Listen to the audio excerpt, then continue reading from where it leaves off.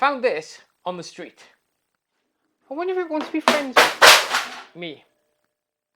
My name is JSB. This is my tech department. Los geht.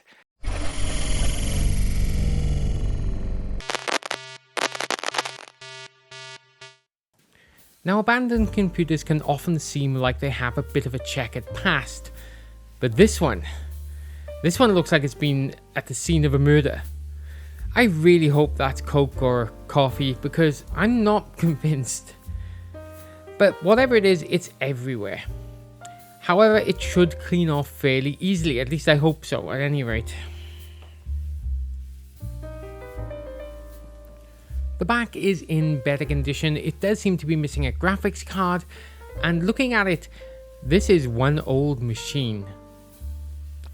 Let's see, we have a parallel port, a game port that's certainly dated to the early 2000s, PS2 ports for mouse and keyboard, and slot-wise we have, an extra Ethernet card and what I assume is a serial card.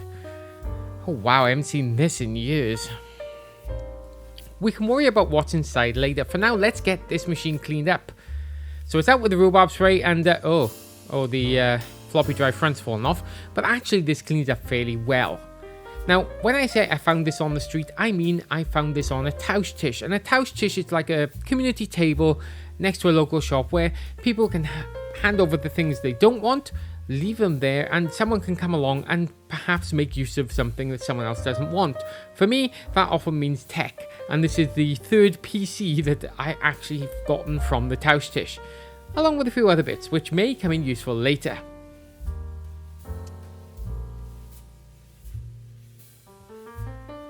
Right, looks a bit better. Of course, what we really want to know is, what's in the box?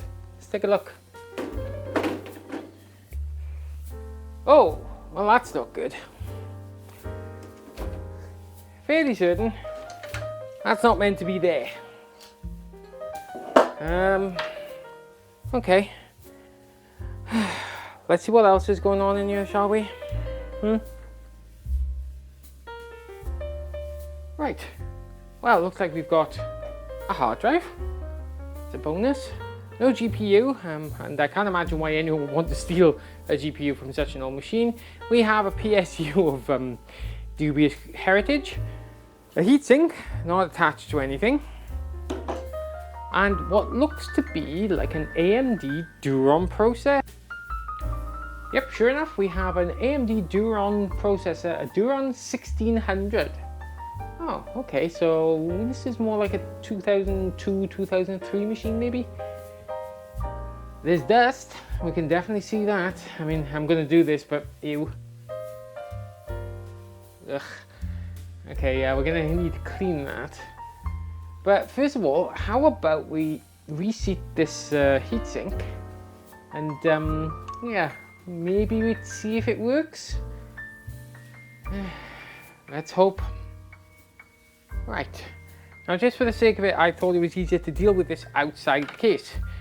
Specifically because this needs to clip back on, but it's missing a part there, I think, which would help me clip it on. Besides, it could use a bit of a clean, so let's get some IPA on bits and pieces, clean off the dye, because this looks like direct dye, which, wow. And just clean everything up, and perhaps then we can see how we're going to get on and get this back in the case. Give it a little board though. Right, off we go then. With the board out, it's actually now time to get it cleaned up, and I suspect this is not the original board that goes with this machine, specifically because this is a branded AS Rock board. Now, I don't know whether eMachines would have used a branded board or whether they would have used their own proprietary board. I suspect the latter, but either way, I don't know, so let me know in the comments if you know any better. I'm curious to know. Now, when it comes to the heatsink, again, this tends to lead towards me thinking this is not the original, because this is a thermal take cooler. Had this come from eMachines, I suspect they would have just used the standard AMD one. Oh, and boy, is it dusty. Oh, good lord, I'm glad I took that fan off. Oh, it's so bad. So bad. With the dust cleared out of the way, let's Yeah, let's just get that cleared up. But with the dust out of the way, I can reassemble the cooler, and then we can hopefully get it back on the machine and get the board back into the case.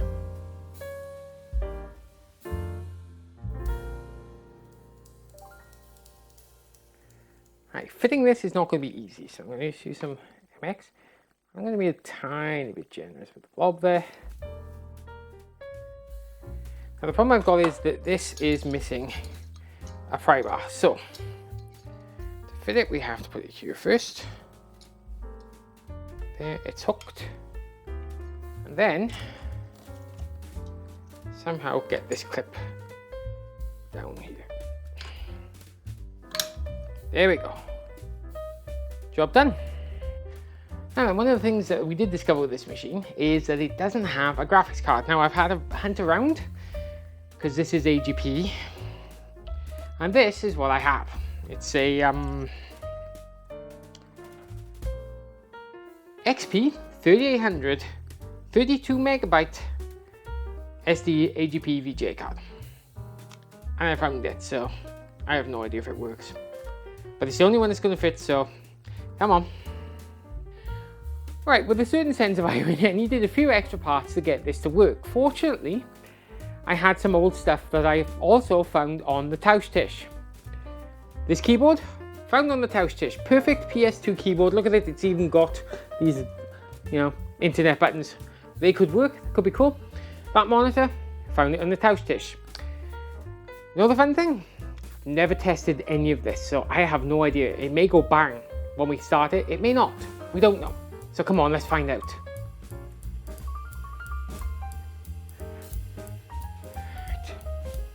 Alright, I'm going to power it on. Well, nothing went bang yet. Blue light on the monitor. Oh, look. That works. That's a Fujitsu Siemens. Awesome. Okay. Let's hit the button. Oh my god, it's booting. It's booting. Really? No way. And it's got a bunch of Ubuntu on here. It's running Linux. Okay.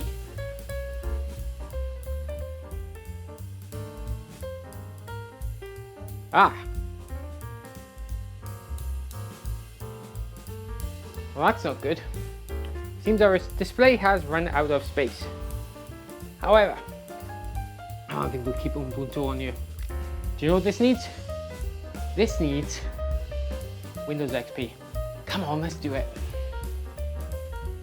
Now, setting up Windows XP takes me back to a time when you could start installing your operating system and go for a cup of tea, maybe a little lunch, a light dinner, a few episodes of your favorite TV show, and then come back and discover it was only halfway through.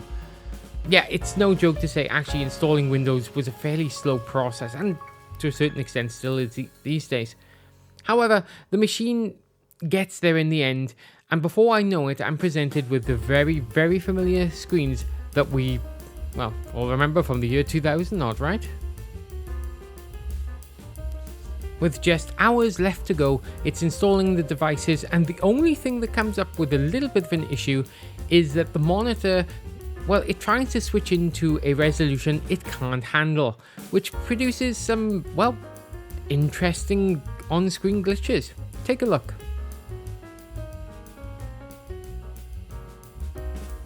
There's also no sound available, but that's down to a lack of drivers for the onboard connections, and we'll deal with that next. With the machine back together, I actually have one last job I've got to do, and that is get some old drivers on it. Now, this is particularly difficult because, well, this machine's not on the internet, it's not about to go on the internet, so I have to get the files from another machine, which means running a disk. So let's see if it worked.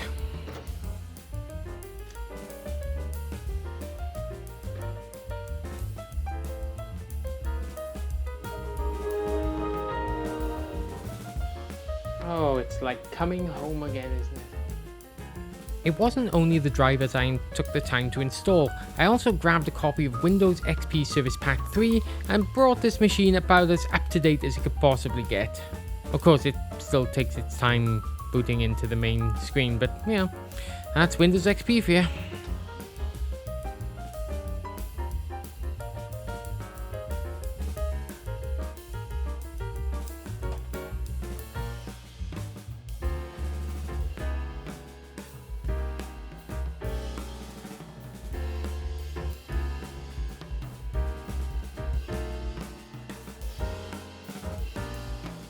Oh, my computer might be at risk.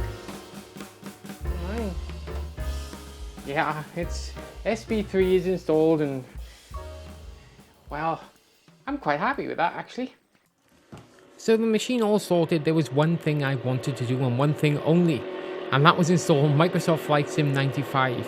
This seemed like the perfect machine that would be able to cope with the intense demands of Microsoft Flight Sim 95, and I was not wrong.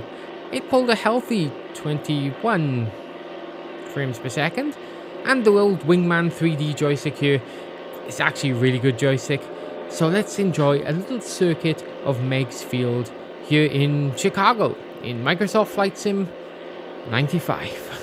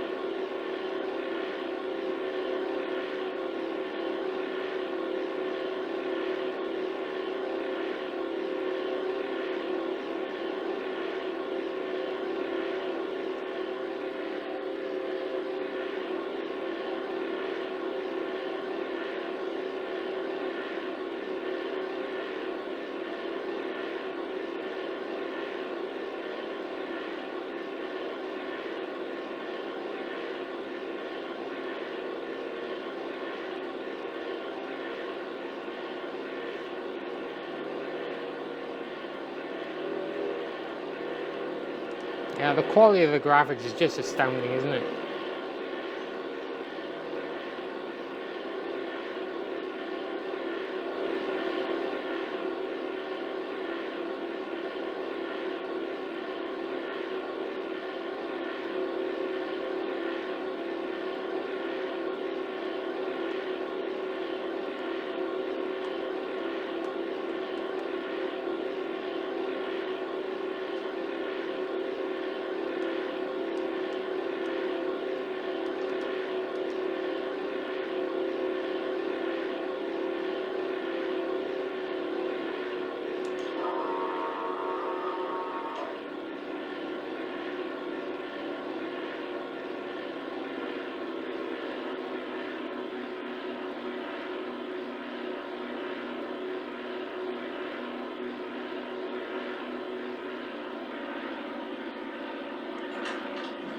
Of course I am too high and too close to the airport.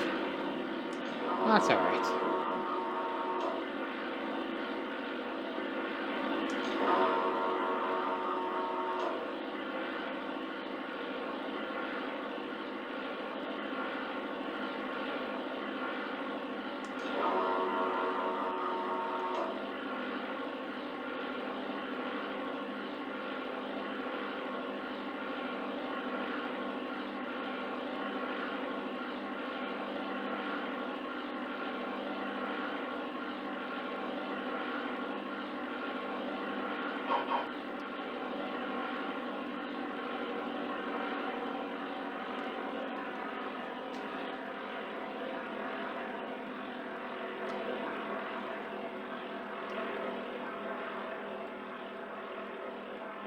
Well, that was fun.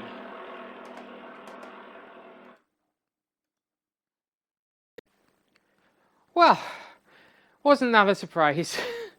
The free PC that I found randomly on the way to Graz on the other day, well, it works.